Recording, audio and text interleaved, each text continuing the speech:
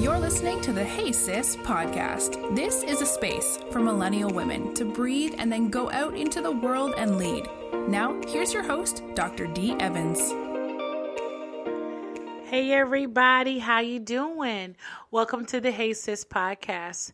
Today, we will be discussing how to advocate for yourself. This is also going to be part one of my therapy session before I meet with my therapist in like 2 days. So you're going to get all of it, okay? I realize that I have issues advocating for myself in certain circumstances. I am not a people pleaser. I am not a feather smoothing, shoulder dusting, seat swapping, satisfied customer. I am also not a dissatisfied customer that does outlandish things and has unrealistic expectations about service. And I'm not that customer. And I don't have a distaste for confrontation, so I think. Because I believe that I can be extremely forthright with my friends. But based on the feedback that I've received from my coach and my mentor this week, it is very clear, even the things that have happened in the past few days, it is very clear to me that DeAndrea struggles with, and I've heard of myself by my whole name, struggles with advocating for herself.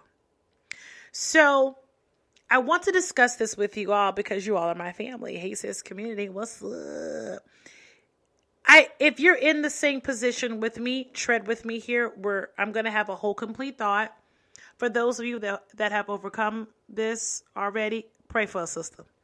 So I don't think that I have a hesitancy with asserting myself, but I can definitely sense now that I am more calculated as it relates to my responses when I know that I'm being targeted or when something occurs that is disrespectful or dishonorable or distasteful or it lacks professionalism. I am not ghetto, okay? I know how to act. I am a lady. I am dainty. I am not unteachable. But I am also a prophet. Okay? I'm just going to say it just in case if y'all don't know what that is. But let's just break that out of a spiritual context. I am extremely discerning. And it is a blessing, but it is so difficult. Ladies, and those of you that are discerning, I know you can echo this with me.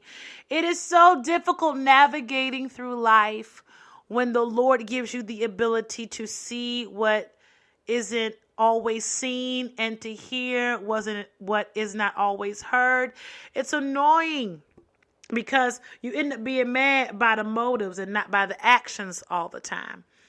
So I am definitely more calculated as it relates to my responses in this season. So I have no problem with putting people on pause until I figure out what to do with the comment or the situation.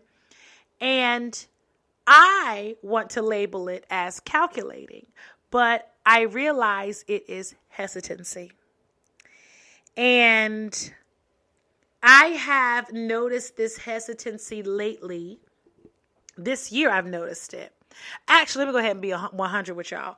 I've noticed a hesitancy within myself as it relates to advocating for myself since my dad passed.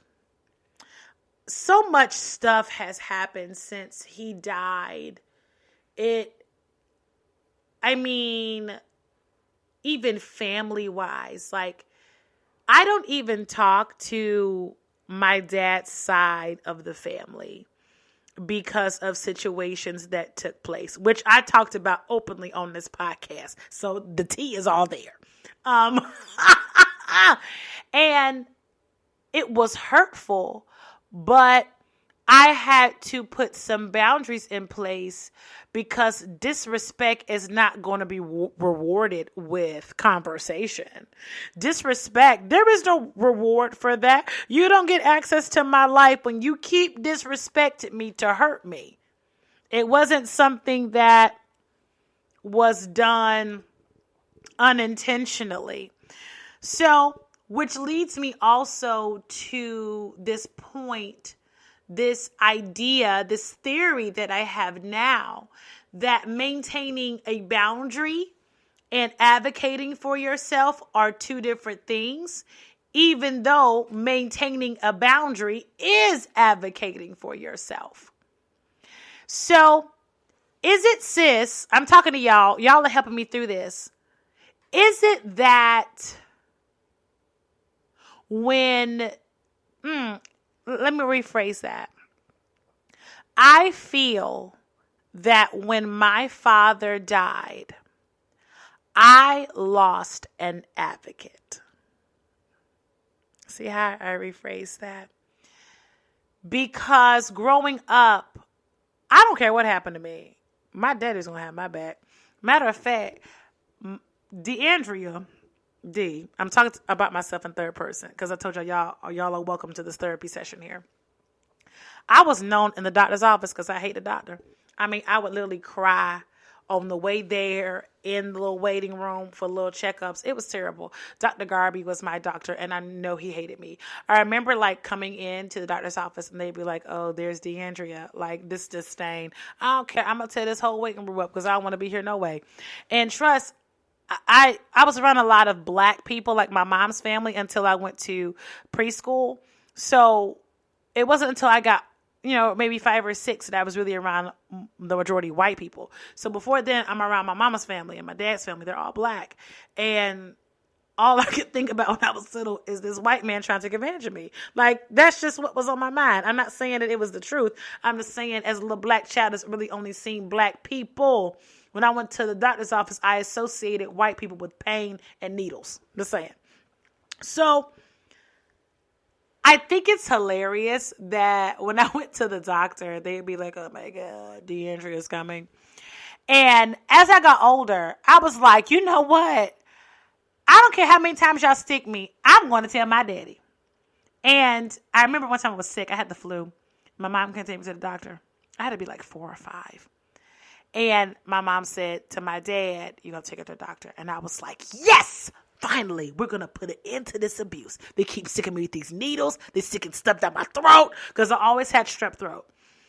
And I walked into the doctor's office. I remember what I had on. I had an Elmo shirt. And I had them shoes that light up. I had a white pair and the lights was pink. And I had on a watermelon purse. And my mama had just did my hair. So I was ready, greased up, okay? Greased up and sick. And when I walked through the doors, the nurse was like, "Oh, you're not crying?" "No, baby, I ain't crying." That's what I'm thinking, because my daddy here. Y'all ain't going to be sticking me today. Cough, cough. Just achoo, achoo. And my dad signs me into the counter. I am silent. For the first time when I go to the doctor, I am not crying and throwing a fit. I get back there to the little office. Dr. Garby doesn't come in initially. It's a nurse. She goes, "DeAndrea, how are you feeling?" All I say to her is, "My daddy's here. My daddy here." She said, "Okay." And my dad was looking like, what has gotten into my daughter? And she reverts the conversation to my dad. I don't remember all they were talking about. But I remember I wouldn't even answer her. "How do you feel, Donnie? My daddy here." So that stuff y'all be pulling and putting that little stick thing down my throat and sticking me with shots, this is over because my dad's here, okay? And I remember that doctor's appointment, they didn't stick that little wooden thing down my throat to check for strep, and I didn't get a shot. He did something and wrote a prescription out, and I got up on the little table. I remember I had to get undressed and put a little gown on. I was breathing in, breathing out. And that moment, it was like, oh my gosh, my dad is my advocate. Like, because my mom, when she took me to the doctor, I feel like she let them do some of this stuff. Like, I'm like, why did I go to the doctor so much? Like, it was always a shot. It was always something I had to do. Like, it was just painful. And I hated it. But that one time when I went to the doctor and I just knew my daddy was going to advocate for me. And of course, I'm too young to know the word advocate, but I'm just making sense of the story here. And that was the moment I felt like it didn't matter what happened in my life. If I brought my dad, he was going to keep me safe. So fast forward to a few years ago when I had an issue that was in my professional life. I was at Regent. I was working in the chapel. And this guy, he was an interim director, put me in the office and told me that he wanted to have a meeting. And I'm like, okay. I got pulled in the office and he goes, hey, a student had an issue with what you said about the baptism of the Holy Spirit. The student came to my office and said that you said the baptism of the Holy Spirit was necessary for the believer. And that student was a Presbyterian and they felt great offense. Like you were saying they weren't saved. And this is 20-something-year-old D. So my face does not have an inside voice. I'm like, what? I said, first of all, this university speaks in tongues all the time. This university has whole miracle crusades. So you're telling me that you put me in an office because a student said that they didn't like what I said in a sermon on a series we have about the Holy Ghost? Make it make sense. He was, yeah, I understand. But also, I just have some concerns. Bingo! I'm like, this is what's really going on. So mind you, I'm prophetic, y'all. I'm a prophet. I could already smell something wasn't right. And the interim director tells me that a coworker of mine brought some concerns to him about me and how I was moving in the office and my movement in the office, and how I was delegating tasks and completing my assignments. And I said, what assignments? Because everything that's asked of me, I do. So immediately I know what he's talking about because I know who don't like me in the office, right? And this person, he was a male Jezebel. That's a whole issue. But you're talking about annoying. I mean, he could have caught on fire and I would not have pissed on him to keep him safe. That's how I felt about him in that season of my life. And he was always monitoring me. Like, ew, I walked in the room one time and he had my Facebook pulled up from like 2010. Ew, it was like 2000 and maybe 13, 14 at the time. Why are you back on my page like that? What are you doing? Stalking me, finding out information about me so you can use it. Anyway, and I am furious because I'm like, first of all, you the interim director. Remember that from Friday the Next? You ain't even the manager. That's what I want to say. My second issue was I know he and the guy that don't like me, the coworker, were buddy.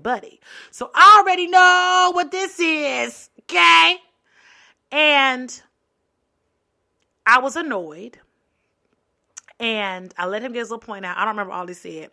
All I know is I told him I do not receive this reprimand.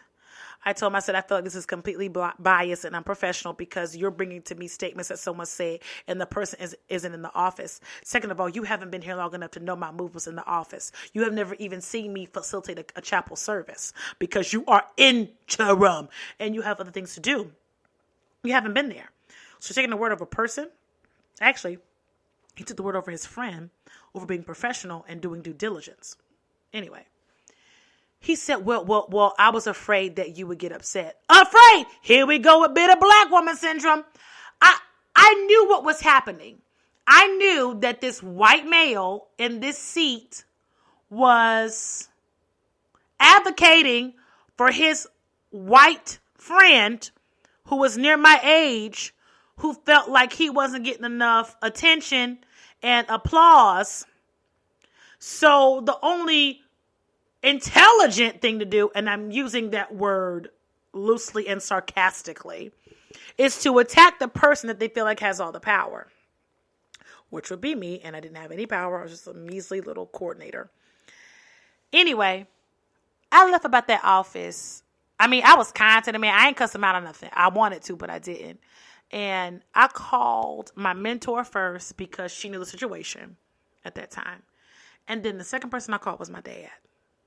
And what he said to me, I don't remember everything, but I know I felt like, even though he wasn't living in Virginia, that he advocated for me in the spirit. Like he prayed, do this, do that, you're going to be fine.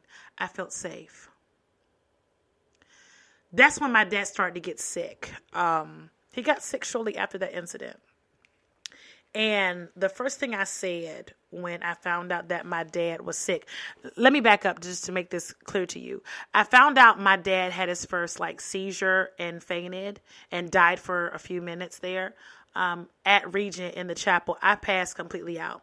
I got the phone call that my dad was in the hospital and that he wasn't breathing, all this stuff. I felt straight out woo. And he lived a little bit, a while longer after that. But the thing that made me feel overwhelmed was, yes, my dad is dying, but also who's going to advocate for me? Who's going to stick up for me? Now, my mom, I just want to be clear, my mom loves me, but my mom is not my advocate. See, and I'm older now, so I understand how to place people in certain boxes. My mama's my mama, but she's not my advocate. My dad has always been my advocate. And I realize now, coming forward in time, that ever since his death, I have been hesitant with asking for what I need and what I desire and what I deserve, because I feel like there's no one else in this world that gets me for real. And so when I advocate for myself, I end up looking like bitter black woman, or I end up looking like I'm prideful, or I end up looking distasteful because people don't know me. They make all of these crazy accusations about me. And so I end up taking the lesser road of just being quiet and then waiting for God to sort it out, because God is the great advocator. And this has worked for me. This has worked. My dad's been dead for about 2 years now. So it's worked for a little bit. But now I can clearly see that my hesitancy in advocating for myself is creating problems, because I am teaching people that disrespect is permissible. Whew, that was a mouthful. And what I want to say today, and I'm just talking because I had something completely different to talk to you all about, but I felt led just to be honest. I don't think that advocating for yourself is something that should be frowned upon. It's beautiful to be able to communicate what and who you want.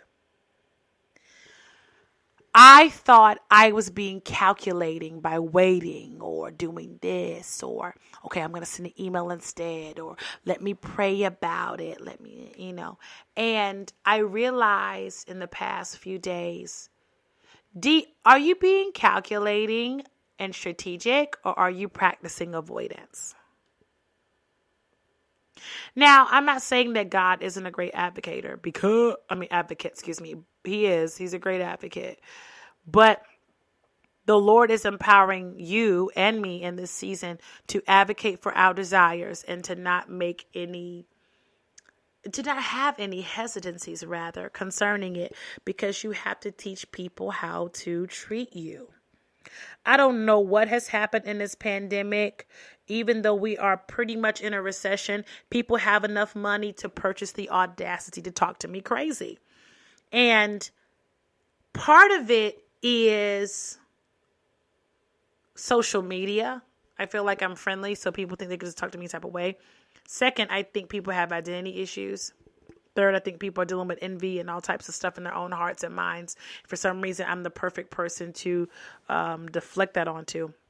But most importantly, I have not done a great job in advocating for myself in all areas of my life. Personally, work-wise, friendship-wise, I haven't done a stellar job with that. Now, have I created boundaries? Absolutely. Okay? I do not play about my sacred space. But recently, y'all, in the past, I want to say 2 or 3 months, I have noticed that the things I let slip from earlier this year, the little phrases I let go by, or the words in passing that I didn't address, they're coming up now. And it's not small anymore. It's not a little word anymore. Now it's a big word. Now it's a big sentence that's offended me. Now it's leading to public irritation. And I want to slap myself because, yes, they're wrong in the situation, but I have to take responsibility as well for not advocating for myself in the moments where I felt like I was dishonored or disrespected. Now, in relationships, you do have to advocate your needs, of course, with your significant other. Especially those of you that are married, you have to learn how to do that. I feel like you never stop negotiating for yourself. I feel like you evolve. I'm not the same D I was 6 months ago. I'm not the same D I was 30 days ago. And as I evolve, as I am becoming this revolutionary, a constantly evolving revolutionary, things about what I desire will change. And if you love me, you'll change with me. If you don't care enough about me to respect my needs and wants, then I need to disconnect from you. But I have definitely avoided making requests and asking for what I need because it irritates me that sometimes people don't know what I need because I feel like I'm pretty open. I don't have a problem with saying no. I don't have a problem with setting boundaries. But I do have an issue with expressing my feelings. I do it on here with y'all because, hey, this is like a monologue, but it's a dialogue. With my close friends, I'm an open book. I'm like, look, this is what's going on. This is what I see. And when the people that love me and that are close to me, when I really start talking about what's happening, what's going on in my life, it's like the light bulb goes off. They go, oh, that's why you did this. Oh, that's why you did that. Oh my gosh, that makes so much sense. And they love me, love me, love me, love me. And then for some reason, I get, the Lord just spoke that to me. I start feeling safe. I start feeling like, oh my God, I can trust them. They get me. You know, like how I felt with my dad. I feel like, oh my God, these people love me. I get it. This is my tribe. You know, we might not always agree, but it's okay because this is my tribe. But lately I felt like I've entered into situations. I've entered into conflicts that I don't want to be a part of. I've been solicited into them to where I needed an advocate. I needed someone to say, Dee's not like that. I needed someone to say, how would Dee feel about this? Or, I don't think you should do that to Dee. I don't think you should say that. I don't think Dee is like that. I've needed someone to say that for me. Now I know Randolph Evans is in the grave, and even if he was alive, he'd be in Asheville, North Carolina. He's not going to be involved in every conversation that I have with people. But he was a comfort to me. And God is my comforter. God is my Father. But I will be transparent enough to tell you all that I have struggled with advocating for myself ever since my father died, because advocating for myself reminds me of the fact that I am alone. And I know that's a lie of the enemy, like alone, you're just destitute, you're in solitary confinement. I'm not saying that, but I'm expressing my truth. That's how I feel. Whether it's a lie or not, that's how I feel, right? To go back on the podcast and read but listen to the podcast on the feelings. I forgot the name of it, but it's feeling something. And when I feel that I am alone, number one, it makes me sad, visibly, not silent sadness, very visible. But also it makes me retreat, because in several instances to where I have tried to show people who I am, they have taken advantage of it or have tried to mimic it. And I've worked way too hard to become D, to idly stand aside while people try to take parts of me and reinvent it and say that it's theirs without me saying absolutely not. And also, I do not like feeling like the people that love me have a moment. Can I say that? Like, I know that's an unrealistic expectation. Actually, it is. People that love you are going to disagree with you. People that love you are going to hurt you. That's just human nature, right? But I don't like that. Right? Who likes thinking about the fact that you love your husband, but he pissed you off? Like, why does it have to be both? It's like a conundrum. Why can't you just love me and be perfect and we just, rock in the sunset together? But the reality is, in every relationship, there's going to be ups and downs and disagreements. Unfortunately, in my life, the pattern is very clear for me. That when people start treading on that line of dishonor, disrespect is not far behind it. And once disrespect enters into the relationship, that is usually when I have to sever it, because I don't tolerate that. Especially if I call you friend, I've let you into my life and I've already told you about myself, and I'm working hard to be your friend and serve you well and love you, and you just disrespect me and think you're supposed to get a pat on the back. Not over here. Y'all better go get A. I remember A from Pretty Little Liars. Anyway. So I've learned how to advocate for myself, and I've learned how to advocate for myself, but I tell you right now, I don't do it well. I've read a lot of self-help books on how to advocate for myself, and I realize now that I don't self-advocate well. So for those of you that are like, D, I get exactly what you're saying. Here's what I feel like we need to work on. I feel like we need to remember that our needs are important, that we are entitled to have needs and wants. We are entitled to give ourselves permission to ask for them. We do not have to walk in guilt, and we don't have to give into that voice that tells us that we're selfish. We deserve to be loved. And not only that, we deserve to be loved well. When I came out of a bad relationship, the one thing I kept articulating to the Lord was that I want to be loved well. Because immature love is still love, right? Puppy love is real to the puppy, but I don't want puppy love. What I want is a love that loves well, that does require maturity and discipline, and guess what? Advocacy. But that's my prayer, right? And there's nothing wrong with articulating to your partner that I want to be loved well. I reject all abusive forms of, in quotations, love. I challenge the myth that love hurts. Love may be hard, but it doesn't hurt.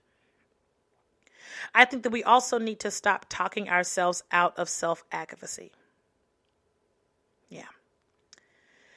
I also think that we need to regulate our fears around advocating for ourselves.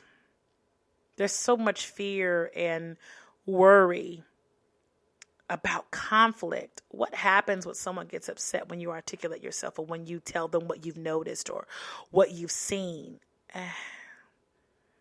What? All of that gets in the way of self-advocacy. But guess what? Maybe we shouldn't take those feelings at face value. Maybe we need to start checking in on the likelihood that someone will get mad at us. Because here's the thing. If people love you, they should know that you don't mean them any harm, but you're just trying to keep yourself safe. And let's be real, self-awareness is everything. Because guess what? I'm not always going to be right, and neither is the other person. But in these instances to where you feel like you have to advocate for yourself and stand up for yourself, that's probably a breach in trust that's happening. And so being prepared to mend it through forgiveness and reconciliation, I think that's also something we need to discuss. In many cases, for those of you who are struggling with the same thing I'm struggling with, it may be time for us to reevaluate relationships that we have externally, and also the relationship that we have with our former self and our present self. Have you broken up with the former version of you? Yep. I also jotted down before I kind of plugged in and started talking. D, what are your limits? Because in reality, we can't always get what we want. Advocating for yourself is less about the actual outcome and more about giving yourself the space to ask for what you need. Then, of course, it's important to compromise and be willing to meet in the middle. But think about what your limits are and where you're feeling comfortable compromising versus what's non-negotiable. As you know, disrespect is non-negotiable for me. A conversation is something I'm willing to have if a person doesn't understand what disrespect is.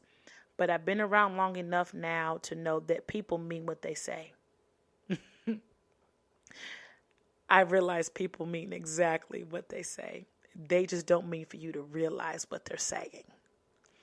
So advocating for yourself is addressing, not only do I hear you, I'm listening. I know I don't have all the time in the world to break that down, but I hear you and I've been listening to you with my ears and with my spirit and through your actions. And I realize that we may need to shift our relationship because you think that disrespect is love, or you think yelling at me is love, you think lying on me is love. And now that may be how you was raised and how you do in your family, but over here in this relationship, don't bring that over here. Then also, when it comes to advocating for yourself, you got to clarify the priorities here. Why are we in relationship with one another? And what your friends, I got friends I go and I hang out with. We have a few glasses of wine. We kiki. We may talk about Real Housewives. That's the extent of our relationship. I'm not about to pour my heart out to those people. I pour my heart out to you guys of the Hey Sis community. See how I did that? No, but really, I know their lane. Then I have my friends to where I have really deep and long conversations, very deep and long. And I expect a response, and sometimes I don't expect a response. But those people that I trust, I hope I've been clear with them that, hey, I trust you with my heart. And so the disrespect lands differently than when it's with the person that I just drink with, rather than the person that I share my life with, whether it be romantic or platonic. So advocating for myself in those instances have been extremely difficult for me, which is understandable, right? Because when I feel like I share my heart with you and you hurt me, I feel like you should know better. But again, isn't that an unrealistic expectation? Because we're human. And we are dumb enough to hurt the things that we love, right? So as I'm finishing up this episode, I have not really made any concrete conclusions.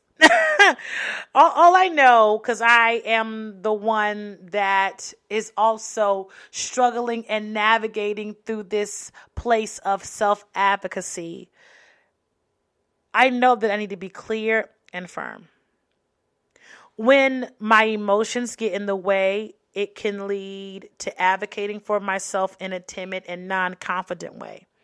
And this may leave room for the other person or other parties to not give into thinking that they can take advantage, or it may lead them to think that I'm not important, or my feelings aren't important, or what I desire isn't important, or what I saw wasn't important. So I'm learning to be clear and firm. And when I say I'm learning, like in this moment, I'm articulating that, I am verbalizing it, I am breathing it in. I am learning to speak what I desire, what I see, and how I see it. Even if that means people have to walk away from me, or I have to walk away from them. In the last podcast episode, we discussed being fully you. And if being fully you causes someone else to choke, let them choke. I'm speaking that into my own life. I'm getting too old to be playing a ring around the rosy with these people, with friends, with family. We old enough now. We're not in high school, okay? We're not pubescent. We know what we're doing. We know what we're saying. And the places that we are running on autopilot and in offense, it takes friends to say, hey, you may need to think about how you say that. Or, hey, yeah, don't say that. I pray that this cancel culture is not breeding narcissism and avoidance in a way where we become even more individualistic. Because I think that we need each other.